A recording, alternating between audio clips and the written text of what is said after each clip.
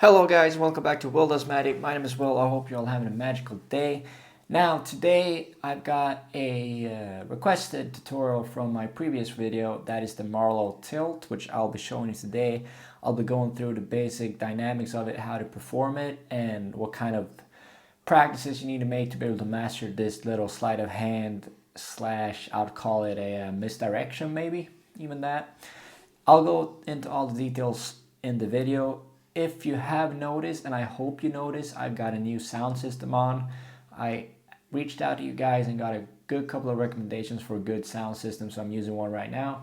Hopefully it sounds a lot better. The only thing to fix now, I believe, is the lighting and the camera that I'm using, so I'm going to try to fix that in the future.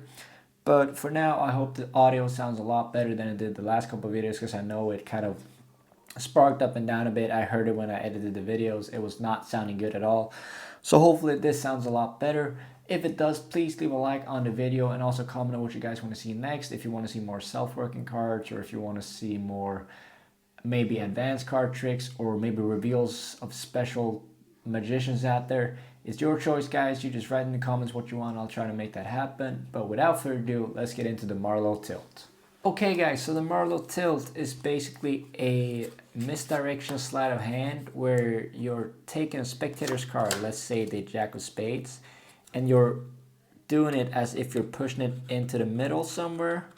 You slide it in, you square up the deck, you can give the deck a quick little snap or snap your fingers, and you can have their card straight back to the top. Now, this specific card trick, I will admit, will not look good on this camera because it's coming straight from above. But if you got a spectator that is facing more of an angular direction to the deck, it'll look a lot better. So just bear that in mind. All the angles that you see right now are not the natural ones that you'll use in the performance. So it'll feel different and look a bit different when you're doing it. So my tip will be that you put a mirror in front of you and you're looking down at it, because then you'll see exactly the way that the spectator would see how you're handling the cards, which angles works or not, and you'll get a much better view of how your performance looks like from the spectator's point of view. So basically what this is that you're going to have to master pretty much two things. One is the pinky break, and then it's the elevation part of that card. So let's say the spectator pick any cards, King of Spades in this case. You want to elevate that top card just about, I don't know, is that 1/8 of an inch, maybe less than that. Or if you're European, I guess it's maybe a centimeter, a half a centimeter, something like that. Because what you want to do is you want to place their selected card and you want to slide it as close to that big pack of cards as possible. But you want to create that vision of depth between the top card and their card. So from the front, it looks like it's going down a lot deeper into the deck than what it actually is. So you push it down, and then once you settle all the cards, their card is in the second position from the top. So there's a few ways you can do this. The ways I like to do it is that I like to have their card, I like them to look at it. While they're looking at it, I'll make that pinky break just by sliding off that top card, catching a pinky break underneath. And you might want to catch a bit bigger than what you're usually doing, because you want to flip that card up.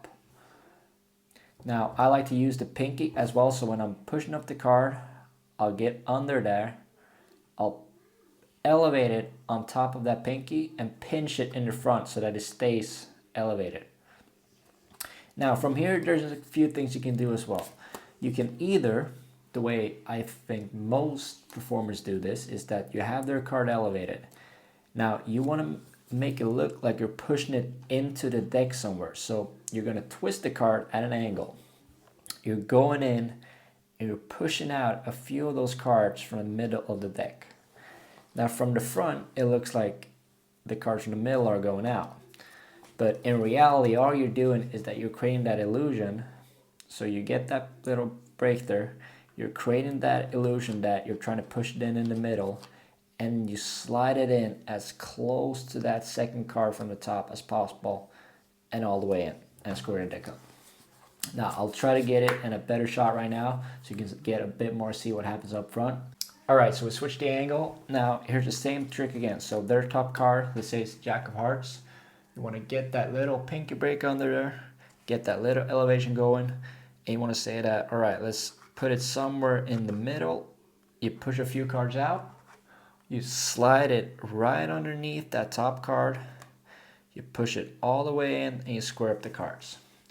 Now, the more you practice this, the more natural it's going to look like. So from the audience, it might look like, okay, we got the Jack of Spades. I'm going to push it in somewhere into the deck, just like that. And now you're pretty much ready to go.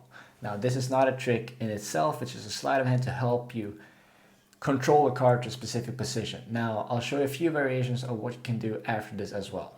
So let's say you have the Jack of Hearts as their card. You've done the pinky break, you've elevated the card, you've pushed out a few cards, you said, all right, let's put it somewhere in the middle. You place it back in the deck. Now you're set with this position. You got their card second from the top. Now there's a few things you can do about this. You can either just have them say, all right, your card is somewhere in the deck. Watch this. With a simple snap, you do a double lift, and you'll have their card to the top. If you haven't seen the double lift tutorial, I'll link it down in the description down below as well. I did a separate tutorial on it, so you can go watch it, or if you know it from before, that's great. But you want to do a double lift, you can show them that. Another way you can do it is to say that, all right, your card is somewhere in the deck. Now, hopefully it's not the top card, and it's not the bottom card either, you can say.